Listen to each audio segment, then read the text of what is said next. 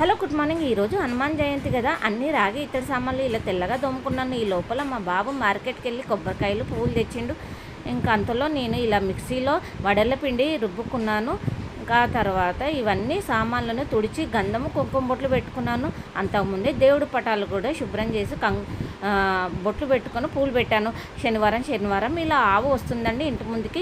కొంచెం దక్షిణ, కొంచెం బియ్యము, కూరగాయలు వేస్తామండి వాళ్ళకు. ఆ తర్వాత దేవుడికి కొబ్బరికాయ కొట్టి హారతి ఇచ్చి దండం పెట్టుకొని వచ్చి ఇక్కడ ఇంతకుముందు పట్టుకున్న వడల పిండిని వడలు వేసుకొని ఇంకా దేవుడికి సమర్పించాను. ఆ తర్వాత మొక్కుకొని ఇంకా ఇప్పుడు ఛాయ్ తాగుతున్నాను. టైం వచ్చేసి 10 అవుతుంది. ఆ తర్వాత మామిడికాయను ఇలా సన్నగా తురుముకున్నాను. ఆ తర్వాత కొన్ని పచ్చిమిర్చి కూడా కోసుకొని పక్కన పెట్టుకొని ఇలా పోపు పెట్టుకున్నాను. అన్నీ పోపు దినుసులు వేసి ఇంకా పసుపు, తర్వాత తురుముకున్న మామిడికాయ వేసుకొని అన్నంలో కలిపి దేవుడికి ప్రసాదంగా పులిహోర పెట్టిన